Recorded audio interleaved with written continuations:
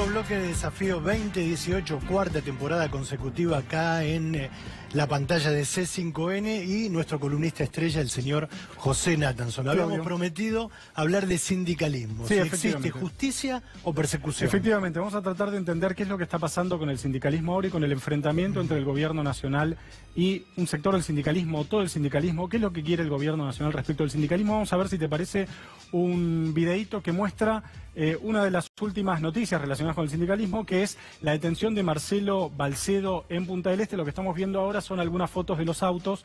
No sé, para los fierreros tenía, por ejemplo, un Mercedes-Benz SLR McLaren. Ese es un Porsche, me apuntan. El Porsche es un 718 Boxster S.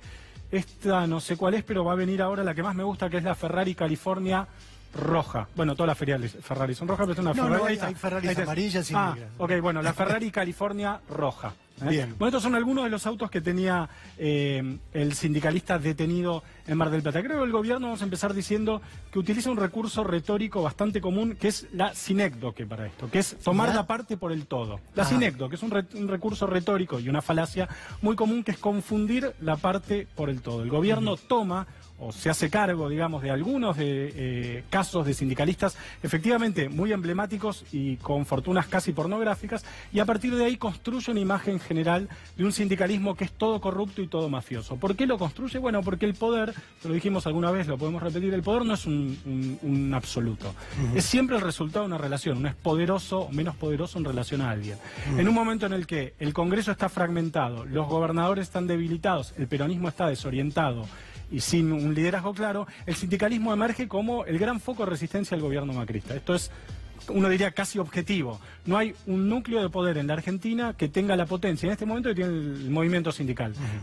¿En qué se basa el poder del sindicalismo? Vamos a ver una placa que ilustra un primer dato muy relevante acerca de el poder del sindicalismo en Argentina. Mira, Claudio, esta es la afiliación sindical en América Latina, es decir, el porcentaje de personas que están afiliados a un sindicato sobre el total de asalariados.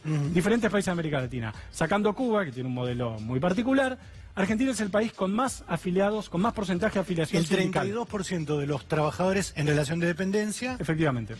Afiliado a un sindicato. Argentina 32%, Bolivia 27%, Uruguay 25%, Brasil 18%, y empieza a bajar hasta algunos de los países más pobres y neoliberalizados de América Latina, como Guatemala, Perú, Colombia, El Salvador, donde hay porcentajes menores al 10%. Entonces, primer dato que explica el poder sindical, el poder de los sindicatos tienen muchos afiliados. Sindicato de Comercio, 1 millón de afiliados, Construcción 440.000, Water, el Momo Venegas 340.000, Metalúrgicos 300.000, o sea, muchos afiliados. Primer punto. Vamos a una segunda placa que ilustra otra forma de ver el poder sindical y de ver por qué el sindicalismo tiene con qué enfrentar al gobierno nacional, que son básicamente recursos. Los sindicatos manejan, es un modelo muy singular en el mundo, los recursos de las obras sociales.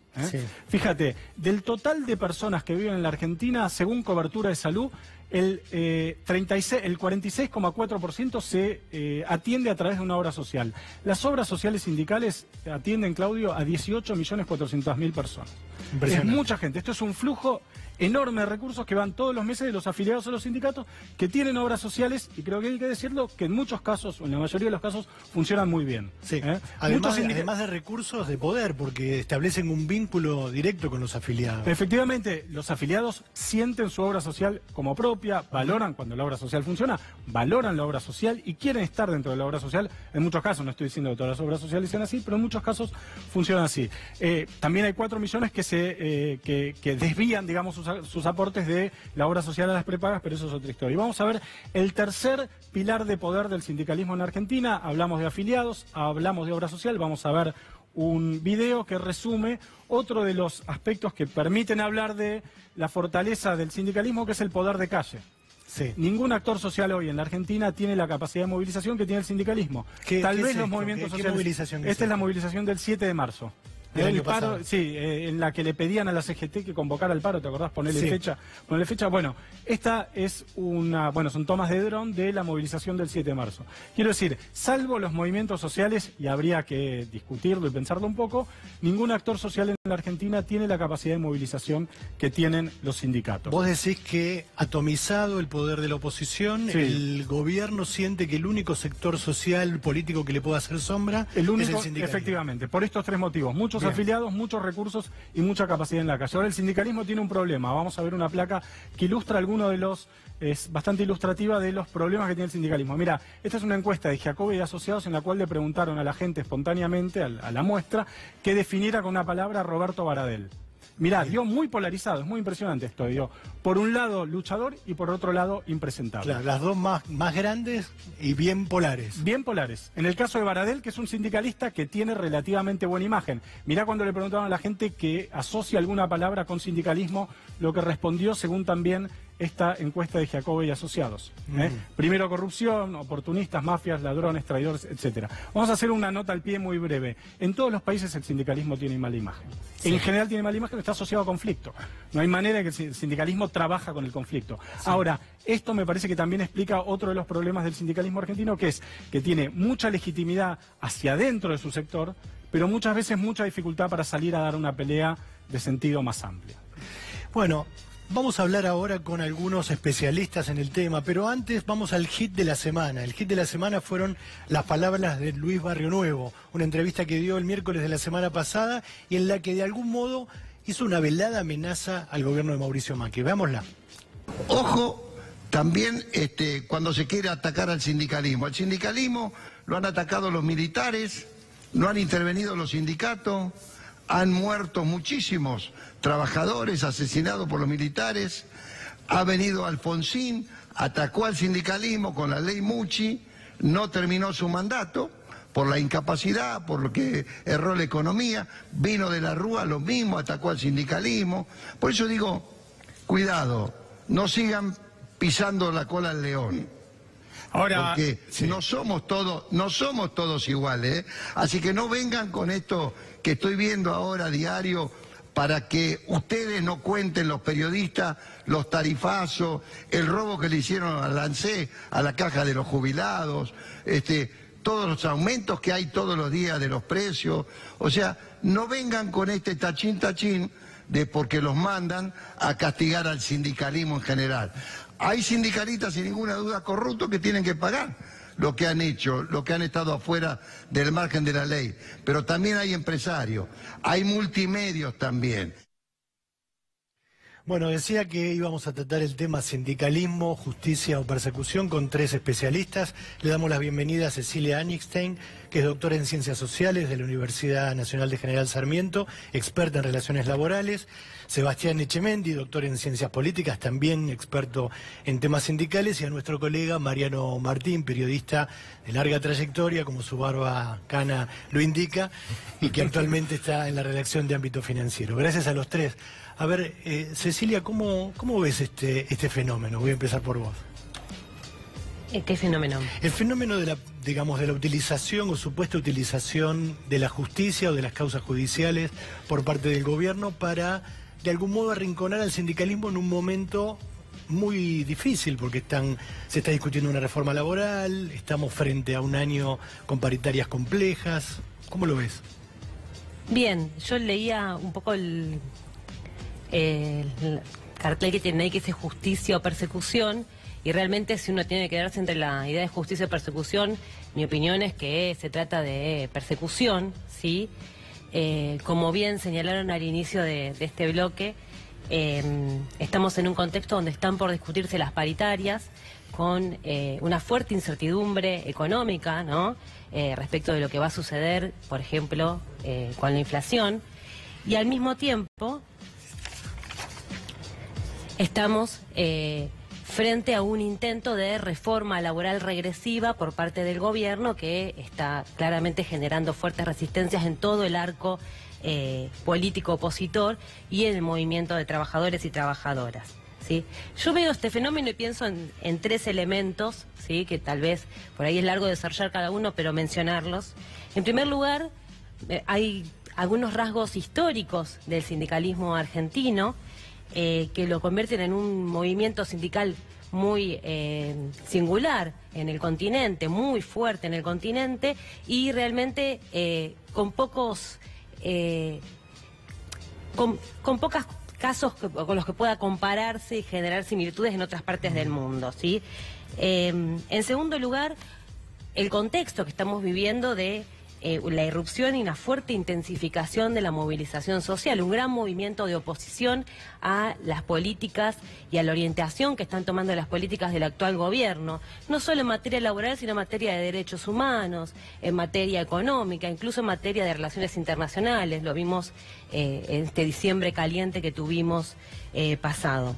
Y en tercer lugar, ¿sí? Y en esto coincido plenamente con lo que señaló al inicio José Nathanson, con el rol que está asumiendo el movimiento de trabajadores y el sindicalismo en la Argentina en esta coyuntura, ¿no? De alguna manera frente a un contexto de gran fragmentación, ¿no? Como vertebrando, ¿sí? Y articulando las distintas composiciones o las distintas fracturas que se han generado en el campo popular. Y no hablo únicamente de las cúpulas de las centrales sindicales, sino de la aparición o la irrupción de nuevos liderazgos que aún no están del todo definidos, ¿sí? En distintos planos de la acción sindical y que no intervienen solamente en aquello que tiene que ver con lo que usualmente se denomina lo corporativo, ¿no? O con las reivindicaciones clásicas del sindicalismo, sino que entra de lleno en temas que tienen que ver, por ejemplo, con la igualdad de género, ¿sí? En temas como derechos humanos, acompañando las luchas por las tierras de los pueblos indígenas, lo vimos con el caso Maldonado, entre otras cuestiones. No sé si... Sebastián, ¿cómo describirías la relación de este gobierno con el sindicalismo? Bueno, a ver, que hay sindicalistas, digamos, poco presentables y que tienen negocios non santos, digo, eso es indudable. Ahora, yo le pondría más perspectiva para meterlo justamente en esta relación con el gobierno que decís vos, digamos. Esta perspectiva destacaría dos elementos. A ver, primero, ¿por qué no hay empresarios así perseguidos o presos? Digo que los empresarios corruptos son, digamos, o brasileros o kirchneristas, digamos. ¿No hay empresarios de otro tipo que sean corruptos? Me parece que no, ¿no? Entonces, está claro que acá hay un sesgo, que acá hay una direccionalidad. Y me parece que esa direccionalidad tiene que ver con lo que señalaba la colega, digamos, con el momento político, con que es un gobierno que, bueno, que tiene políticas determinadas. A lo que señalabas vos, José, en la introducción, yo te diría algo más, si querés, resumido. En Latinoamérica, los únicos dos movimientos sindicales que discuten poder en la puja distributiva son Argentina y Uruguay. Sí. Te diría de Canadá para abajo, sí. ¿Entendés? O sea, eso es algo que al sector empresarial, digamos, a la coalición que representa este gobierno no le gusta. Entonces, si hablamos de una direccionalidad obvia, no hay empresarios, digamos, perseguidos o corruptos o en el candelero. Si hablamos, digamos, de esta, digamos, de que hay un sesgo claro, y está claro que ese modelo, digamos, sindical es algo que no le gusta a los empresarios, la ecuación es fácil, ¿no? Y por supuesto, en ese contexto, el gobierno que hace, bueno, mete todos en la misma bolsa. Entonces, es lo mismo, sindicalistas, digamos, que tienen prácticas mafiosas o incluso relaciones con el narcotráfico, a, qué sé yo, digamos, Víctor Santamaría, que en sus actividades, digamos, extrasindicales son mayoritariamente de divulgación cultural, tiene una universidad, tiene un diario, tiene un grupo de medios, no es lo mismo, ¿no? Que además, más allá del caso que en el caso de Santamaría no se le aprobó nada, digamos, y ha negado todas las acusaciones, o si querés, Roby Baradel, digamos, que es un sindicalista que vos señalabas, que también se lo quiere poner en la misma bolsa, justamente porque para atacar al actor, para atacar, digamos, a este actor que es uno de los pocos, digamos, uno de los dos en Latinoamérica que discute puja distributiva, que discute poder económico, ¿no? Uno tiene ganas de coincidir con todo esto, pero lo ve a Barrio Nuevo hablando y se le van todas las ganas, Mariano.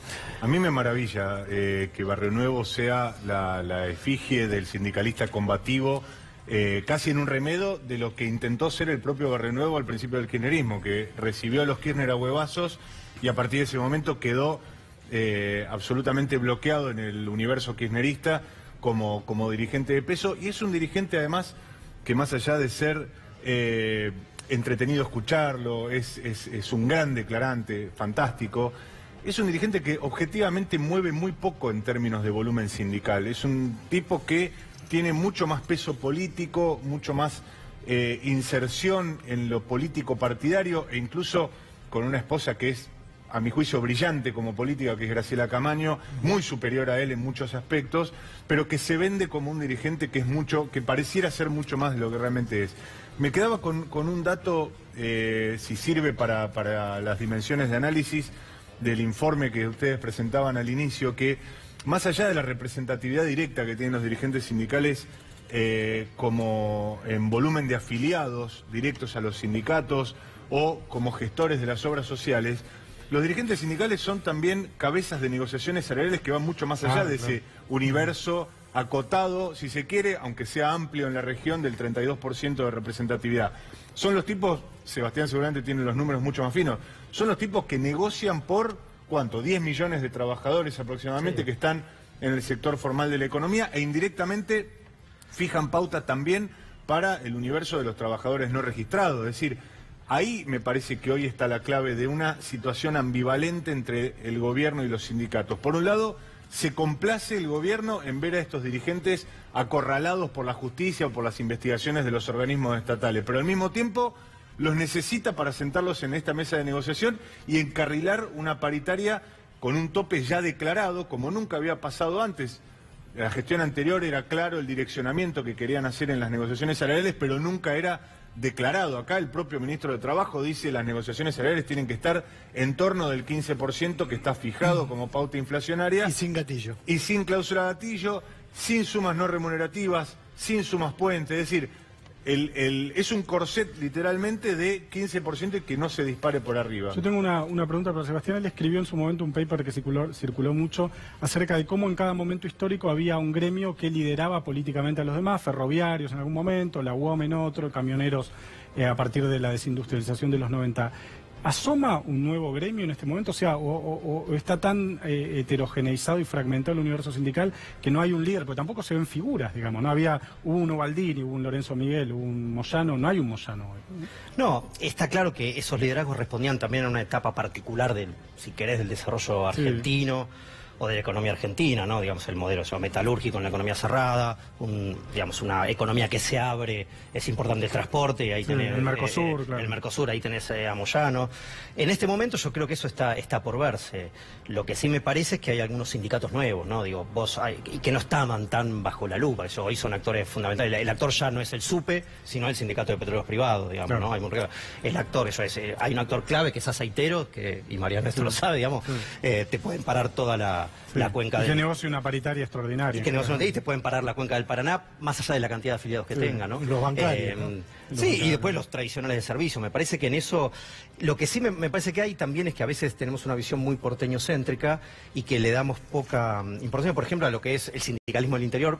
Decía yo la cuenca de la CGT San Lorenzo, la cuenca del Paraná. Ahí hay un sindicalismo muy activado, de carácter peronismo, ¿no? Esta idea también errónea, me parece que está en la prensa y en la opinión, que todo sindicalismo combativo y de base es trotskista, eso es mentira, hay un montón de sindicalismo, digamos, peronistas la combativos. CGT de Córdoba, que está mucho más volcada a la calle que la CGT de Córdoba permanentemente.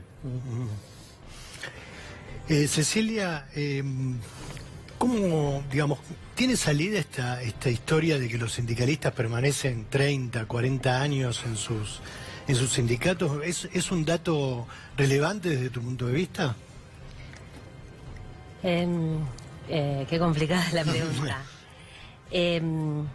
Suele haber bastante prejuicios sobre el tiempo, ¿sí? O la perdurabilidad de ciertos liderazgos, en algunos casos de manera forzada o por prácticas antidemocráticas. Esto no es un fenómeno del sindicalismo, esto es un fenómeno transversal a toda la sociedad argentina.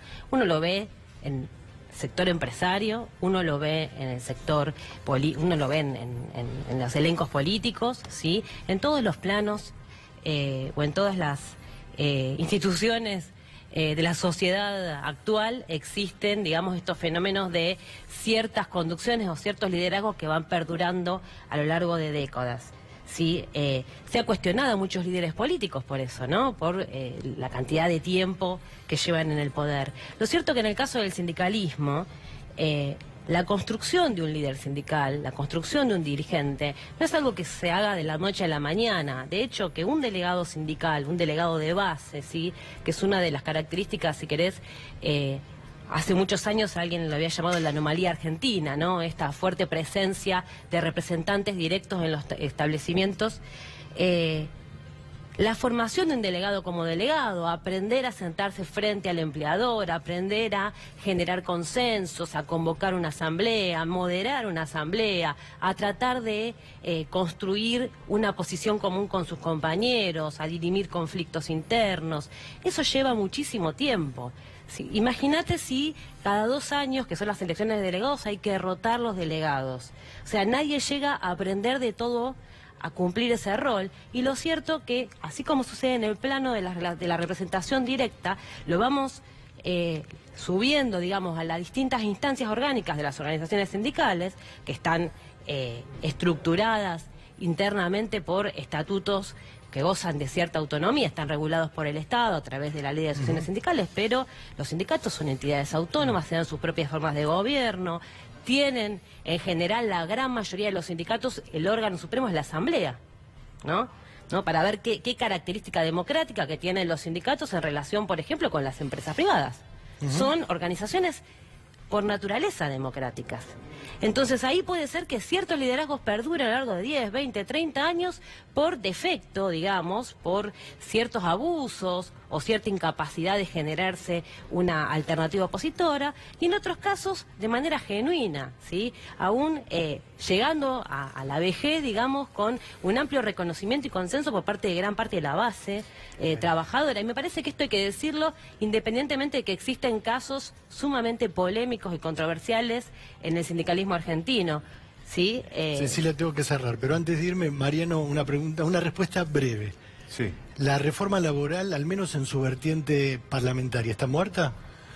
La reforma laboral, yo creo que desde la perspectiva del intento del gobierno está, te diría, frisada, está criogenizada. Están buscando el momento en que van a poder colarlo, aprovechando la debilidad relativa que pueda tener o bien el sindicalismo agobiado por las causas judiciales o por estas investigaciones, o bien el PJ que, sumido en sus propias contradicciones, le abra esa ventana al gobierno y le permita negociar este tipo de reforma laboral. Si tenés un segundito más, quería aportar una mirada quizá un poquito más sombría, muy brevemente, de lo que decía Cecilia, que me parece que muchas veces se sobreestima lamentablemente esta idea de la renovación sindical y que van a venir las bases. Se habla mucho de las bases cuando las bases en realidad son muchas veces informes y no tienen un cauce, y muchas veces también se sobreestima, lamentablemente a mi juicio, el activismo de izquierda como una amenaza para los sindicatos. La verdad es que la historia marca que los cambios en los sindicatos argentinos se han dado o por cuestiones cronológicas, por la muerte de los dirigentes sindicales, y en muchos casos por los encarcelamientos. Ese ha sido los grandes factores de renovación y no los cambios electorales. Digo, una cosa chiquita, la democratización me parece que sí. Tiene que estar en agenda elementos que aporten, por ejemplo, control independiente de los padrones. Yo coincido con la colega acá, digamos, a veces se le pide al sindicalismo, no sé, el PO, ¿cuánto hace que está Altamira en el PO? ¿Hay mucha democracia interna en el PO? ¿Alguien cuestiona el liderazgo de Altamira? No, digamos. ¿Elisa Carrió tiene mucha democracia interna en Sebastián, y perdón, los intentos democratizadores de los gobiernos siempre han coincidido con intentos flexibilizadores desde la política. Es decir, ahora, generalmente no ha habido... Disculpen, los tengo que despedir porque tengo otra mesa más para hablar de economía en el próximo bloque. Así que Cecilia, Sebastián, Martín, muchas gracias. Mariano, Martín, muchas gracias. Gracias a usted. Ya volvemos en un minuto.